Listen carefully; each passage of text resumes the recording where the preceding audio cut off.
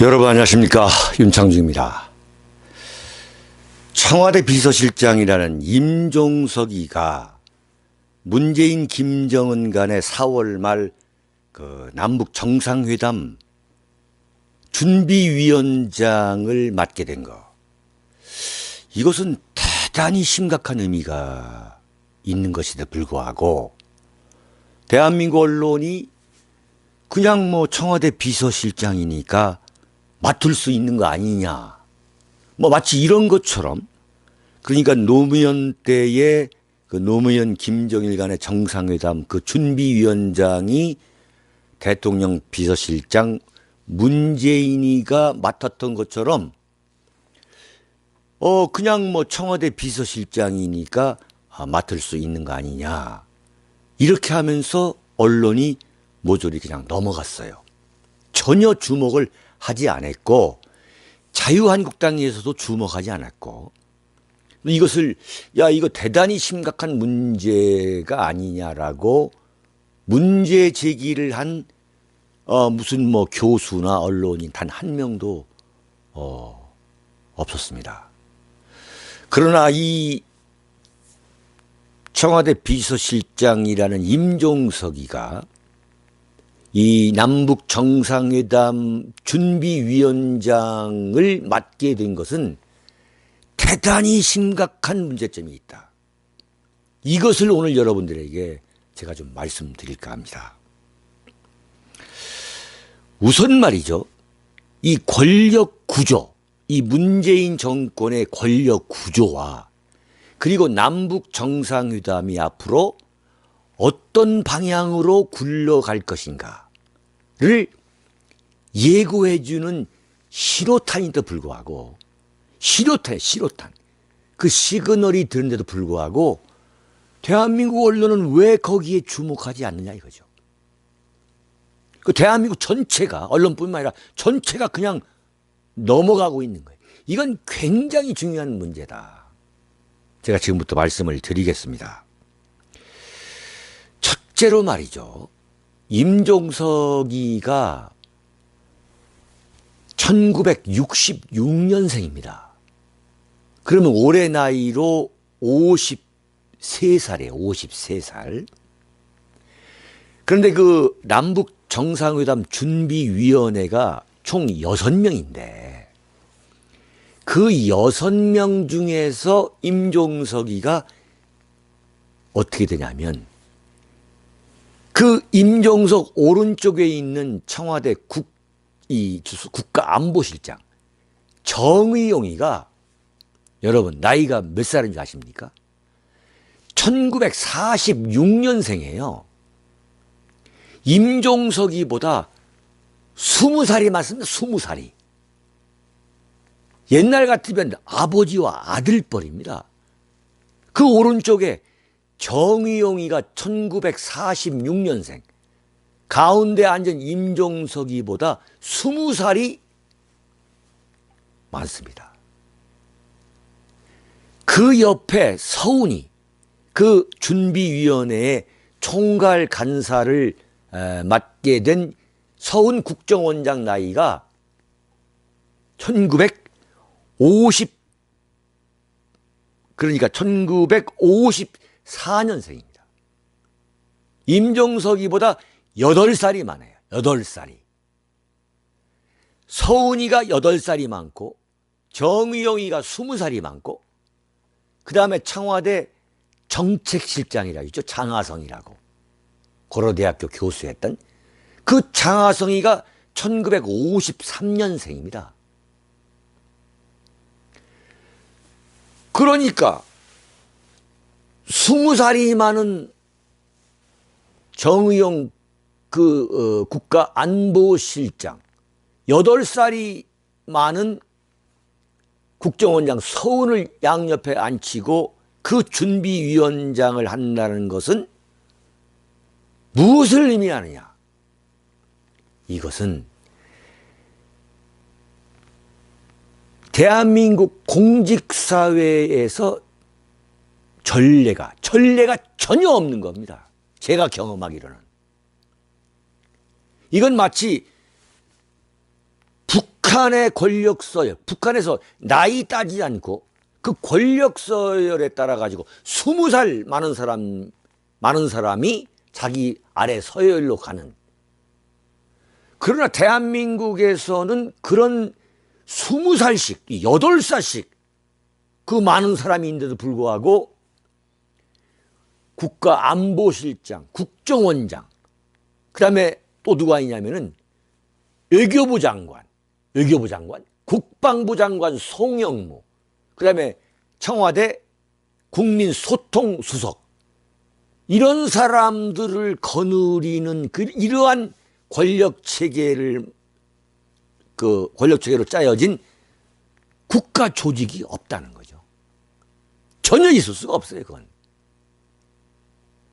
지금까지 제가 근 40여 년 동안 대한민국 이 헌정사, 정권을 지켜본 저의 경험과 기억으로는 그런 조직이 있을 수가 없습니다. 이것은 무엇을 말하느냐? 이건 무엇을 말하냐면 임종석이가 지금 명실상부한 2인자라는 거죠. 명실상부한 2인자. 문재인의 절대적인 신임을 받는 2인자.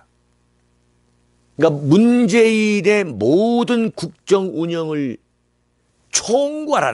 총괄하는 아주 그야말로 핵심적인 2인자, 절대적인 2인자이거나 아니면은 지금 세간에서 파닥에 퍼져 있는 임종석 절대 권력설을 뒷받침하는 거예요. 임종석의 절대 권력설이라는 건 무슨 얘기냐? 대통령 명문상의 대통령 문재인을 능가하는 권력을 임종석이가 갖고 있다. 이러한 임종석 절대 권력설이 지금 바닥에 퍼져 있습니다. 그러니까 문재인의 절대 신임을 받아가지고 대통령 문재인의 일거수일투족을 뒤에서 연출하는 그 상황을 컨트롤하는 컨트롤 타워 역할을 하고 있거나 아니면 대통령 문재인보다도 더 막강한 사실상의 권력을 갖고 있어가지고 대통령 문재인을 앞세워서 뒤에서 리모트 컨트롤을 한다.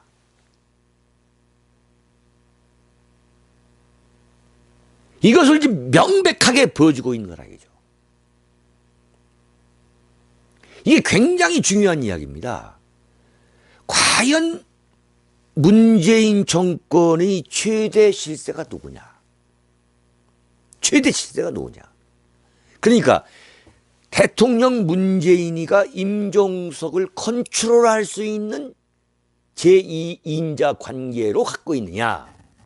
아니면은 임종석이가 문재인을 완전히 장악하면서 사실상 그 위에 문재인을 능가하는 권력을 갖고 있는 그런 권력 구조이냐. 지금 문재인 정권의 그 권력 현상이 그런 것이냐라는 건 굉장히 중요한 거거든요. 그런데 이게 지금 꼬리가 밟혀질 겁니다. 임종석이가 문재인의 절대적 신임을 받는 제2인자이냐, 바꿔 말하면 문재인이 컨트롤할 수 있는 2인자이냐, 아니면 문재인도 컨트롤하지 못하고 임종석이가 사실상 지금 문재인 정권의 모든 권력을 장악하고 있느냐. 이 꼬리는 곧 잡힐 것이다. 이번에 문재인의 그 중동 방문에 임종석이가 비서실장임에도 불구하고, 비서실장은 대통령 부재 중에 청와대를 지켜야 된다. 청와대를 지키면서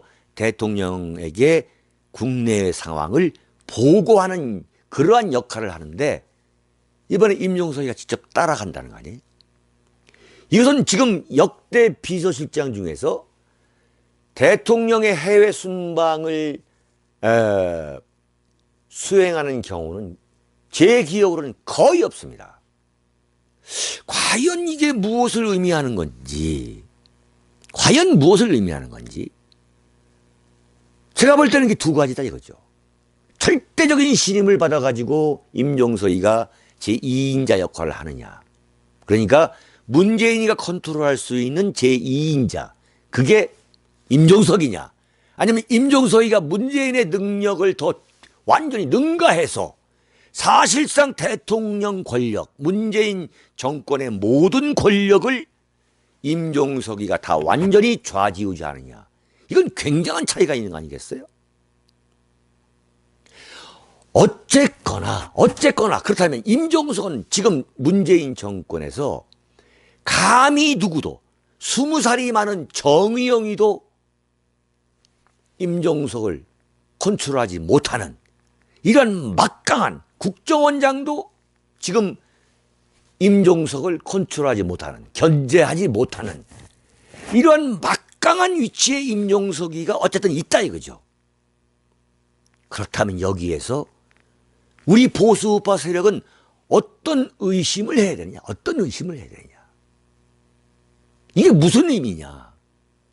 그것은 임종석이가 과거 전대협 제3기 의장, 이적단체인 전대협, 그 전대협 제3기 의장으로서 임수경을 평양에 보내서 김일성과 서로 포옹을 하면서 미제 타도, 한반도 통일을 외치게 만들었을 때의 그 임종석, 그 임종석이가 추구했던 사상과 이념, 그 사상과 이념이 지금 청와대 비서실장을 하고 있는 이 시점에서 과연 그때의 사상과 이념이 그대로 유지되고 있느냐, 아니면 그것이 경천 동지할 정도로 완전히 바뀌었느냐, 이걸 우리가 검증할 필요가 있다는 거죠. 그런데 임종석이가 그 전대협 의장으로 임수경을 북한에 보내서 3년 6개월의 국가보안법 위반으로 징역을 살았습니다. 임종석이가 감옥을 갔다 와가지고 제16대, 17대 국회의원을 성동구에서 했어요. 서울 성동구에서. 근데 임종석이가 국회의원을 하면서, 그리고 국회의원이 되기 전에, 또 국회의원 시절에, 국회의원이 하고 나서 자신의 사상, 자신이 추구했던 이념에 어떤 변화가 있었는가에 대해서는 단 한 번도 언급한 적이 없습니다. 대통령 비서실장이 되기 전에, 그리고 대통령 비서실장이 되고 나서 그 당시 자신이 가졌던 사상과 이념이 어떻게 변모했으며 또는 어떻게 그대로 유지되고 있는지, 이것이 변화했는지에 대해서 임종석은 단 한 번도 언급한 적이 없어요. 작년 11월 6일 자유한국당의 전희경 의원이 국회 운영위원회에서 임종석을 조졌죠. 자, 전대협의 청와대는 주사파와 전대협으로 구성된 거 아니냐라는 그 요지로 임종석을 조졌죠. 조졌는데 그때 임종석이가 나는 당시 전대협 의장, 전대협 활동을 할 때 가졌던 나의 사상적 그 이념, 그 전력에 어떤 변화가 있었다라고 설명하지 않았습니다. 단지 뭐라고 했느냐, 겪어본 모욕 중에 가장 지옥적이다. 이렇게 얘기하고 넘어갔어요. 겪어본 가장 큰 모욕이었다라고 그냥 넘어가 버린 거죠. 임종석 당신의 정체가 무엇이냐라고 전희경이가 몰아세웠는데 거기에 대해서 임종석이가 나는 사상적으로 대한민국의 자유민주주의와 시장경제를 존중하는 그러한 사상 전향을 했다 라고 임종석이가 언급한 적이 없습니다. 내가 겪어본 가장 큰 모욕이었다 이렇게 하고 넘어갔죠. 그래서 지금 과연 임종석이가 위원장으로서 그 막강한 위치에서 지금 준비하고 있다는 남북 정상회담이 어떤 방향으로 갈 것인가에 대해서 보수 우파가 잠을 자지 못하고 지금 걱정하고 있는 이유는 그 의심은 대단히 합리적인 거예요. 이건 임종석이의 과거 사상적 그 전력 하나만 봐도 남북 정상회담이 어떤 결과를 낳을 것이냐. 임종석이가 추구했던 그 전대협 정신이라는 것은 첫째가 국가보안법을 폐지하는 겁니다. 두 번째가 주한미군을 철수하는 겁니다.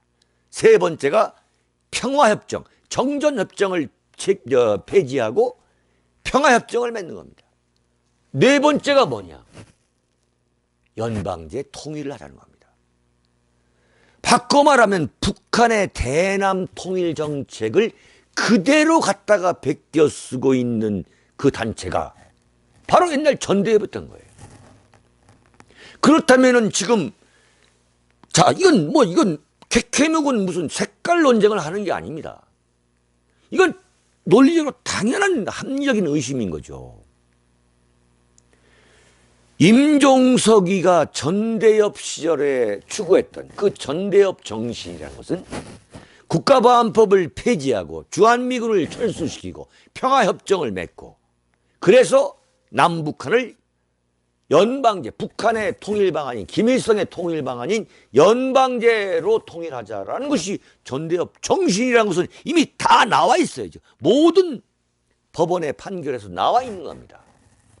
그것을 신봉했던 사람이 과거에 자신의 이념적 전력이 어떻게 변화했다 또는 어떻게 지금까지 유지되고 있다 어떻게 전향했다라고 하는 부분에 대해서는 단 한마디도 않고 있다 이거예요. 그렇다면 뭐냐? 전향하지 않았다고 보는 것이 합리적인 의심 아니겠냐 이죠. 그렇다면 그런 사람이 남북 정상회담의 준비위원장을 맡고 있다 이거예요. 그 머리를. 그렇다면 이게 지금 문재인과 김정은 간의 남북 정상회담이 어떤 방향으로 갈 것인가는 우리가 예측할 수 있는 거 아니냐 이죠. 대한민국 보수우파, 대한민국 국가를 지키고 있는 이른바 국가 중심 세력이 이걸 막아야 된다. 막아야 된다. 그래서 제가 지난번에도 트럼프 대통령은 김정은과의 미북 정상회담을 발로 차야 한다 그랬죠. 발로 차야 한다. 그 발로 차야 한다는 칼럼이 나가고서 이틀 정도 지나서 어떻게 됐냐. 트럼프 대통령이 미국의 CIA 국장 폼페이오를 국무장관에 앉혔어. 국무장관은 뭐냐? 미북 정상회담을 준비하는 자리였단 말이죠. 그러니까 무슨 섣불리 말이죠. 물러터지게 무슨 대북 유화론자가 국무부 장관에 앉아가지고 미국과 흐물흐물하게 하다가는 완전히 김정은한테 넘어갈지 모르겠다. 더 정확하게 말하면 문재인과 김정은 간의 두 사람이 한 패거리가 돼가지고 트럼프 대통령을 몰아세우는 구도, 2대1 구도가 된다면 이건 안 되겠다. 이걸 뒤엎는 방법은 뭐냐? 강경론자, 대북 강경론자를 그 미북 정상회담의 그 준비를 담당하고 있는 최고 핵심 책임자에 앉히자. 이렇게 된 거란 말이야, 지금. 이렇게 된 거예요. 그러니까 미국의 국가안보회의 그 부위원장이 실무 팀장을 맡아가지고 그 사람이 하는 게 아니라 폼페이오 CIA 국장, 그 CIA 국장이 국무장관에 정식으로 취임하기 전에부터 이걸 다 잡아가지고 문재인과 김정은 간의 소위와의 그 2대1 그 구도를 뒤엎어버리겠다. 뒤엎어버리기 위해서는 어떻게 하냐? 미국이 대북 강경론으로 나가야 되겠다. 이런 인식을 하게 된 거예요. 그러니까 제가 트럼프가 김정은을 발로 차야 한다는 제목의 칼럼이 있었으니까 그때에 우려했던 것을 트럼프 대통령도 하고 있었다는 얘기예요. 그래서 이것을 틸러스 국무장관을 바꿔버리자.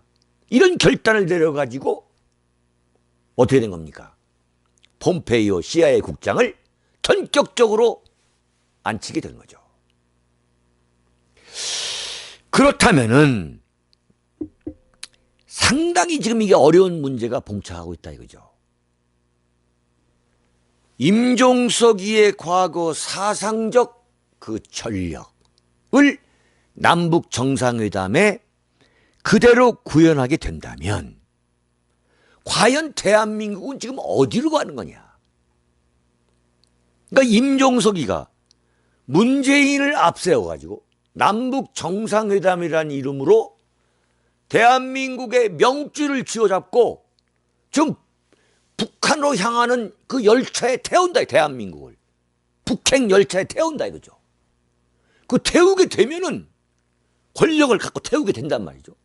그러면 그 과연 그 종착역이 어디가 될 것이냐에 대해서 우리 보수파는 정말로 경각심을 갖고 지켜봐야 된다 이거죠. 그래서 그것이 대한민국의 명운을 완전히 갈아엎어버리게 되는, 대한민국의 자유민주주의와 시장경제의 원칙이라는 그 기치를 내리고 그야말로 엉뚱한 연방제 깃발이 올라가게 되는 그러한 출발점이 된다면 대한민국 보수파는 격렬하게 맞서야 되는 거죠. 격렬하게 맞서야 되는 겁니다. 그래서 지금 두 번째 이야기로 다시 연결이 되는 겁니다. 그게 뭐냐? 왜 문재인 씨는 청와대 초대 비서실장에, 문재인 정권의 초대 비서실장에 임종석을 앉혔다, 임종석을. 청와대 비서실장은 자신의 측근을 앉히는 거죠. 그런데 임종석은 문재인의 측근이 아니었습니다. 그 추미애가, 더불어민주당 추미애가 자신의 이 대선 캠프 안에 자신의 목소리, 자신의 그 입김을 불어넣고 영향력을 행사하기 위해서 집어넣은 게 임종석이에요. 그게 김민석이고. 근데 그 임종석이가, 문재인과 아무 관계없는 그 임종석이가, 그러니까 무슨 양종철이다 뭐 이런 사람, 이런 그 자기 측근들, 이른바 측근, 참 구역질 나는 얘기지만 그 측근들이, 측근 그룹 이너서클이 아닌 임종석이를 왜 비서실장에 앉혔냐 이거죠. 저는 그것이 트럼프 대통령을 겨냥한 대미 선전포고라고 하는 걸 보는 거예요. 자, 우리는 딴 길을 가겠다. 우리는 딴 길을 가겠다는 거예요. 그게 뭐냐? 임종석이는 뭐냐? 과거 운동권, 그 반미 친북 그 활동 때문에 국회의원 시절에 미국 입국도 거절된 인사 아닙니까? 미국 입국을 거절된 인사, 반미 인사야, 반미 인사. 가장 유명한 반미 인사를 문재인 정권의 비서실장에 앉힌다는 것은 이건 트럼프 대통령을 겨냥한, 노골적으로 겨냥한 메시지죠. 거기서부터 트럼프 대통령과 문재인은 근본적으로 서로 신뢰관계를 쌓을 수가 없는 거예요, 제가 볼 때는. 그러니까 문재인 대통령이 이건 트럼프 대통령의 공이다 어쩌다는데 그걸 대한민국 언론들이 어떤 칼럼을 쓰고 이런 논설위원들이 문재인 대통령의 무슨 외교력, 지도력이 탁월하다, 칭찬받기 좋아하는 트럼프 대통령한테 말이죠, 모든 것은 당신의 덕이다라고 얘기한 것이 정말 대단한 수다 이렇게 얘기하는데 천만의 말씀입니다. 트럼프 대통령이 그걸 신뢰할 리가 없는 거죠. 그렇게 립 서비스를 하니까 그래 맞다 고맙다 이렇게 하는 거에 불과한 거죠. 그러니까 어떻게 하냐, 트럼프 대통령이 대통령 문재인을 바라보는 그 저류에는 기본적으로 못 믿을 친구라, 월스트리트 저널이 사설했었던 것처럼 못 믿을 친구, unreliable friend라 이거예요. 이게 지금 계속되고 있는 거죠. 그렇다면 뭐냐, 이번 남북 정상회담과 미북 정상회담 과정에서 트럼프 대통령이 문재인 대한민국 대통령 문재인에게 대해서 갖게 되는 심정은 뭐냐, 그 저류는 뭐냐, 못 믿을 동맹이다. 못 믿을 동맹. 그렇다면 어떻게 되냐, 못 믿을 동맹 문재인과 그 다음에 이건 정말 말도 안 되는 김정은과 2대1 구도, 아까 말씀드린 2대1 구도로 붙을 게 뻔하다 이거죠.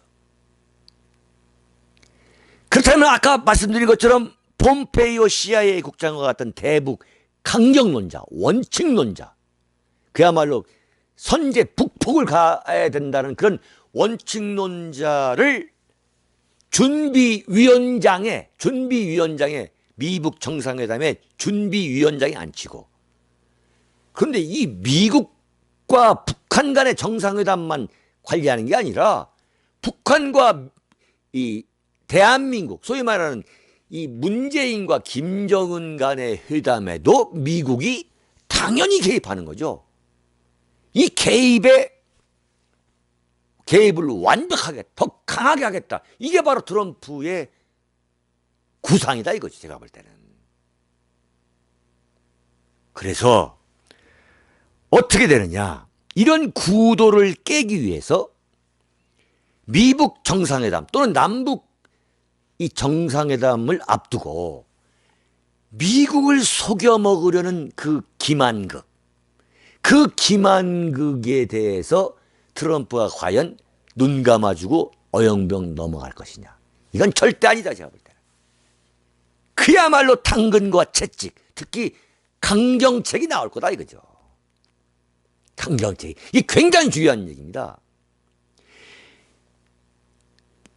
문재인과 김정은 간의 남북 정상회담에 앞서서 트럼프가 엄청나게 몰아붙이는 거예요. 그게 뭐냐, 완벽한 북한의 소위 말하는 핵 폐기, 미사일 폐기, CVID, 완전하고 컴플리트하고, V, verifiable, 검증 가능하고, I, irreversible, 불가역적, 되돌릴 수 없는 거라. 그러한 폐기, dismantlement, CVID에 대한 확실한 행동 계획을 요구할 것이다. 확실한. 자, 너들이 먼저 남북 정상회담에서 만나가지고 확실한 CVID의 이행 계획, 실천 계획을 합의해라 이거죠. 몇 년, 몇 월, 며칠까지 북한의 핵과 미사일을 완전히 폐기할 것이다 라는 합의를 만들어 와라 이거예요. 그걸 만들지 않으면 미국이 김정은을 쉽게 만날 수가 없다. 그래서 지금 뭐냐, 그 미국과 트럼프와 김정은 그 회담이 연기될 수 있다는 이야기가 지금 나오고 있는 겁니다. 절대 쉽게 넘어가지 않을 것이다. 자, 그렇다면 어떻게 되냐? 대한민국 보수파는 어떻게 되냐?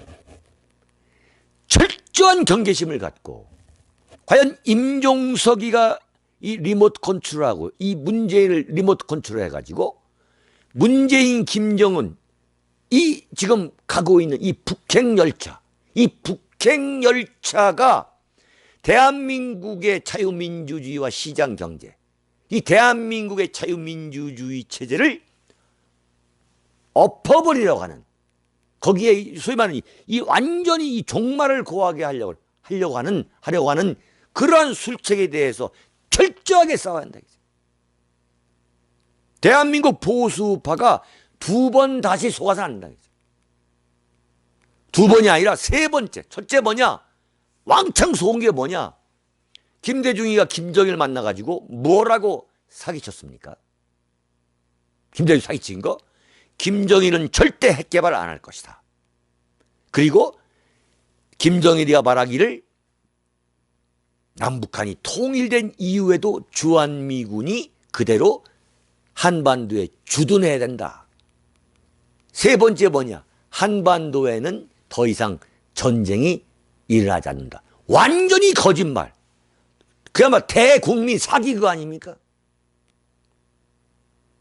그리고 두 번째 속은 게 뭐냐? 노무현이가 평양에 가서 김정일한테 완전히 북한을 말이죠, 완전히 대한민국 수준으로 바꿔놓겠다. 그러한 엄청난 대북 경제발전 프로젝트에 다 합의하고 돌아온 거.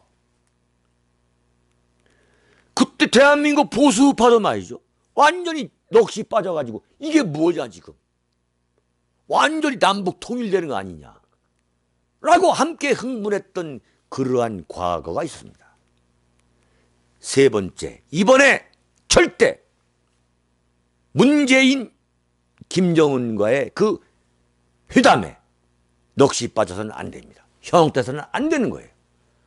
또한 미국과 북한 간의 그 회담에 대해서도 우리가 아무런 주견 없이 넘어가서는 안 되는 겁니다. 대한민국의 운명을 우리가 이끌고 가야 되는 거죠. 그리고 트럼프 대통령의 대북 정책을 우리 대한민국 보수파들은 강력하게 지지하고 성원해야 합니다. 그래야 대한민국을 지킬 수가 있습니다. 여러분, 여기서 마치겠습니다. 감사합니다.